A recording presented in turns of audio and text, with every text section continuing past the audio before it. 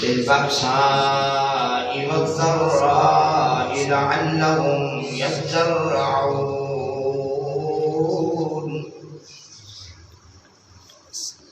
ثم بدلنا مكان السيئة الحسنة حتى عفوا وقالوا قد مس آباءنا الضراء والسراء فأخذناهم بغتة وهم لا يشعرون.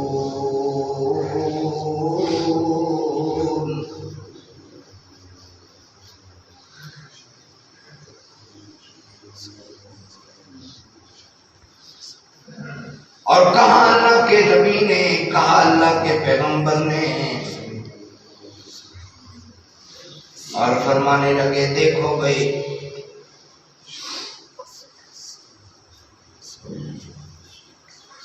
میں نے جو میری طرف اللہ کا پیغام آیا تھا وہ تو میں نے تمہیں پہنچا دیا ہے، اور میں نے تمہیں نصیحت بھی کر دی ہے، میں نے تمہیں سمجھا دیا ہے۔ جو کچھ اللہ نے مجھے توفیق بخشی ہے وہ میں نے سمجھا دیا ہے۔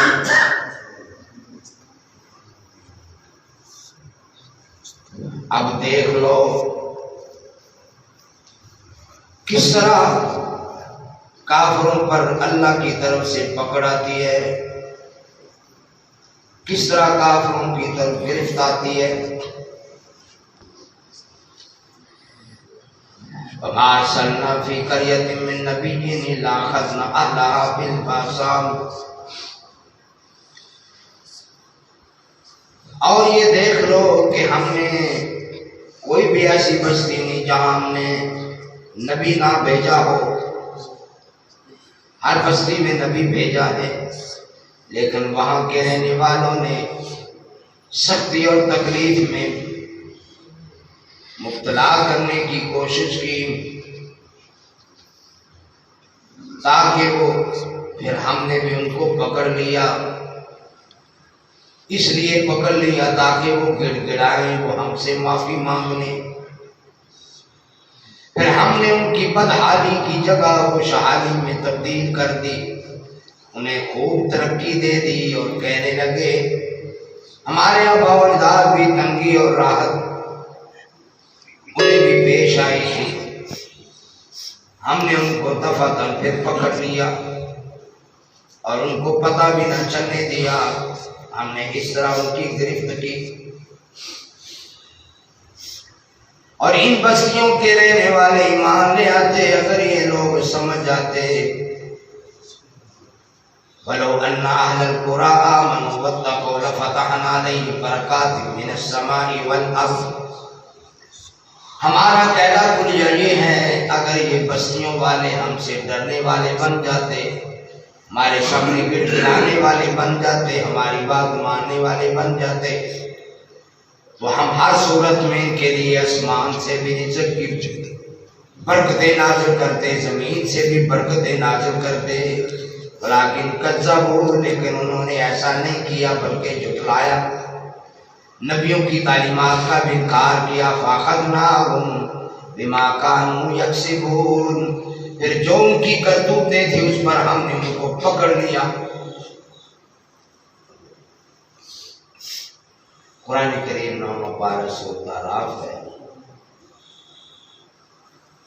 اللہ تعالیٰ کے نبیوں نے اللہ کا پیغام بڑے اچھے طریقے سے پہنچایا،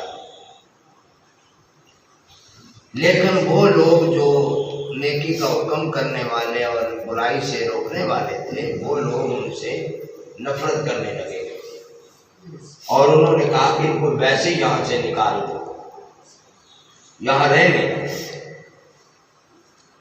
تو دراصل نقصان میں کون لوگ رہے؟ جنہوں نے نبیوں کی بات نہ مانی، جو نبیوں کے پیروکاروں کو وہاں کی بستی سے نکالنے کے درپے تھے وہ نقصان میں ہوئے، جنہوں نے نبیوں کی تکذیب کی وہ نقصان میں ہوئے، جنہوں نے نبیوں کی بات نہ مانی وہ نقصان میں ہوئے۔ اللہ اکبر ہے۔ لیکن جو نبیوں پر ایمان لائے تھے، جنہوں نے نبیوں کی تعلیمات کو قبول کیا، اللہ نے ان کو دنیا میں بھی امن دیا اور انشاءاللہ آخرت میں بھی امن عطا کرے۔ یہ اللہ کا نظام ہے۔ لیکن دوسروں کو ہم نے عذاب چکھایا، دنیا میں بھی ذلت کا عذاب، آخرت میں بھی ذلت کا عذاب۔ اور دنیا کا جو عذاب ہے یہ تو کچھ بھی نہیں، کچھ بھی نہیں۔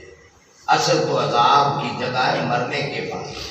اللہ تعالیٰ نے دنیا کی ذلت سے بھی بچائے اور آخرت کی ذلت سے بھی بچائے، لیکن دنیا کا عذاب آخرت کے مقابلے میں کچھ بھی نہیں۔ جس طرح اللہ نے دنیا کی آگ کئی مرتبہ ٹھنڈی کر کے دنیا میں بھیجی ہے، اور جو آخرت میں جو آگ ہے اللہ معاف فرمائے وہ تو کئی ہزار میل دور اس کا دھواں بھی برداشت نہیں کر سکے، اتنی سخت آگ ہے جہنم کی۔ تو ان کے لیے ہم نے شدید عذاب تیار کیا ہے۔ اب عذاب اور تباہی کے بعد جب وہ وہاں سے چلے تو انہوں نے جذبات میں کہہ دیا کہ یہ جو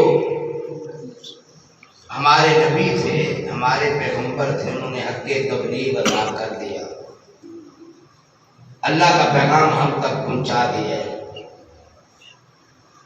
تو ایسے لوگوں پر افسوس کروں تو کیا کیوں کروں۔ اس کے باوجود اپنے کفر اور شرک پر وہ ڈٹے ہوئے۔ بعض کہتے ہیں اس عذاب کو جو انسان کے بدن کو لائق ہو، اور ذرہ سے مراد فقر، تنگ دستی۔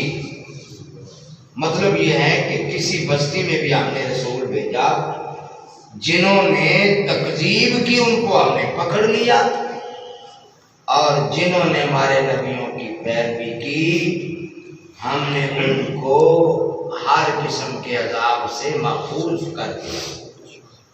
یہ اللہ کا نظام ہے۔ اللہ تھوڑا تھوڑا دنیا میں اللہ عذاب کیوں دیتا ہے؟ اس کی وجہ کیا ہے؟ اس کی وجہ یہ ہے اللہ تعالیٰ نے جو قرآن میں بیان فرمایا ہے، اللہ تھوڑا تھوڑا عذاب، تھوڑا تھوڑا، تنکا تنکا۔ وما ارسلنا فی قریۃ من نبی الا اخذنا اہلها بالبأساء والضراء لعلهم يضرعون۔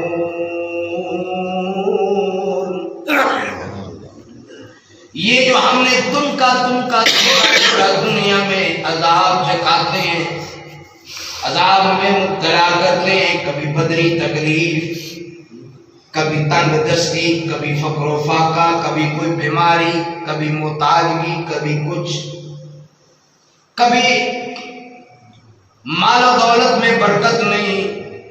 اللہ فرماتے ہیں یہ سب کچھ ہم کس لیے کرتے ہیں؟ فرمائیے فقر و فاقہ، یہ بیماری، یہ سب اس لیے ہم ان کو چکاتے ہیں، پہنچاتے ہیں، لعلہم یضرعون، تاکہ وہ پلٹ آئیں، ہماری طرف آ جائیں اور ہماری طرف رجوع کر لیں، ہم سے توبہ کر لیں۔ اور ہمارا یہ طریقہ کار ہے جو ہم سے گناہگار سے گناہگار بھی، بڑے سے بڑا گناہگار بھی جو ہماری طرف رجوع کر کے توبہ کر لیتا ہے، ہم اس کو معاف کر دیتے ہیں، ہم ان کو معاف کر دیتے ہیں اگر وہ رجوع کرتا ہے۔ تنگ دستی کو خوشحالی میں بدل دیتے، بیماری کو صحت و عافیت میں بدل دیتے، لیکن اللہ کا شکر ادا کریں۔ ایک جگہ پہ میرے اللہ فرما رہے ہیں لئن شکرتم لازیدنکم، اگر میرا شکر ادا کرو گے میں تمہیں اور زیادہ دوں گا، ولئن کفرتم ان عذابی لشدید، اور اگر میری ناشکری کرو گے تو میری پکڑ بڑی سخت ہے۔ اللہ تعالیٰ میں محفوظ فرمائے۔ انقلاب جو ہے جب تک بندے کی حالت نہیں بدلتی اس وقت اب تبدیلی نہیں آتی. یہ نہیں کہ کبھی تنگی آ گئی، خوشحالی آ گئی، کسی صورت میں بھی اللہ کی طرف نہ آیا، بلکہ اللہ کی طرف رجوع کرتا ہے. یہ بیماری بھی اللہ کی طرف سے ہے، کبھی بیماری، کبھی صحت، کبھی فقیری، کبھی امیری، کبھی غریبی، کبھی تنگ دستی. علاج ان کے لیے مؤثر ثابت ہوگا وہ یہ ہے کہ وہ اللہ کی طرف رجوع کریں، لیل و نہار کی گردش میں سمجھتے رہیں. اور کافروں کا یہ طریقہ ہے، وہ کہتے ہیں کوئی بات نہیں، یہ تو موسم ہی ایسا ہے، بارش کا موسم ہے، یہ تو تنگ دستی کا موسم ہے، کورونا کی وجہ سے حالات بڑے ٹیٹ ہیں، یہ بہانہ بنا لیتے ہیں. کبھی کہتے ہیں کوئی بات نہیں ہے گرمی، تو گرمی تو لگنا ہی ہے. کبھی کہتے ہیں سردی، تو سردی تو لگنا ہی ہے. کبھی کہتے ہیں یہ دسمبر کا مہینہ ہے، اس میں موتیں بڑی ہوتی ہیں، موتوں نے تو ہونا ہی ہونا ہے. اللہ فرماتے ہیں نہیں نہیں ایسا نہیں ہے، یہ سب کچھ ہماری طرف سے ہے، ہماری مرضی ہو ہم خوشحالی کو بدحالی میں بدل دیں، ہماری مرضی ہو بیماری کو صحت میں بدل دیں، صحت کو بیماری میں بدل دیں. سب کچھ ہمارے پاس ہے. جب کوئی ہماری طرف رجوع کرتا ہے، گڑ گڑاتا ہے، خشوع و خضوع اختیار کرتا ہے، معافی مانگ لیتا ہے، تو اللہ فرماتے ہیں ہمارا نظام یہ ہے، ہم اس کی بدحالی کو اچھی حالت میں بدل کے رکھ دیتے ہیں. کوئی یہ نہیں کہ فلاں مہینہ ہے فلاں چیز، ہماری مرضی. کافر تو یہ کہتے ہیں نا کہ نہیں یار یہ بارشوں کا ہی موسم ہے. اللہ فرماتے ہیں میری مرضی ہو بارشوں کا بھی موسم ہو، میں پھر بھی بارش کو روک دوں. کون ہے جو بارش برسانے والا ہے؟ اور جب بارشوں کا موسم نہ بھی ہو میں بارش برسا دوں. کون ہے جو اس وقت مجھے روکنے والا ہے؟ کوئی روکنے والا نہیں. اللہ اکبر. وَإِذَا جَاءَ رَبُّكُمْ لَئِن شَكَرْتُمْ لَأَزِيدَنَّكُمْ وَلَئِن كَفَرْتُمْ إِنَّ عَذَابِي لَشَدِيدٌ. اور تیرے رب کا فیصلہ ہے، تیرے رب کا فیصلہ یہ ہے، تیرے رب نے اعلان کر دیا اگر میرے بندوں میرا شکر ادا کرو گے میں اور عطا کروں گا، اور اگر میری ناشکری کرو گے میرا عذاب بڑا سخت ہے، پھر میرا عذاب بڑا سخت ہے. اور شکر کی سب سے بڑی نشانی کیا ہے؟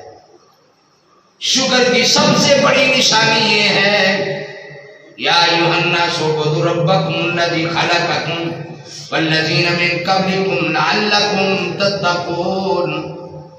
اے دنیا کے لوگوں اپنے رب کی عبادت کرو جس نے تمہیں بھی پیدا کیا، تم سے پہلے لوگوں کو بھی پیدا کیا.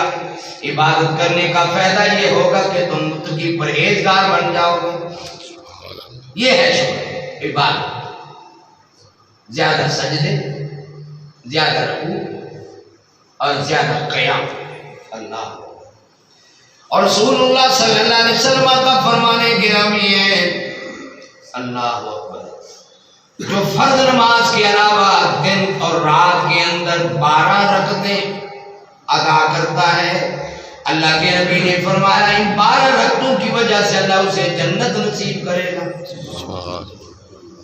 فرض تو پڑھنے ہی پڑ رہے ہیں نا، جو نفلی کام کرتا ہے.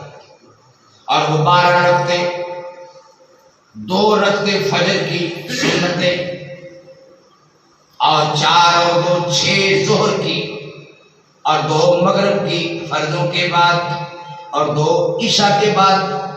یہ 12 سنتیں نفل ہیں، رکعتیں ہیں. میرے نبی فرماتے ہیں فرضوں کے علاوہ جو ان 12 رکعتوں کا اہتمام کرتا ہے اللہ اسے جنت عطا کرے گا. اس لیے میرے دوستو ہمیں سبق ملتا ہے اس حدیث پاک سے کہ ہم اللہ کا شکر ادا کرنے والے بن جائیں. اور وہ شکر یہ ہے کہ ان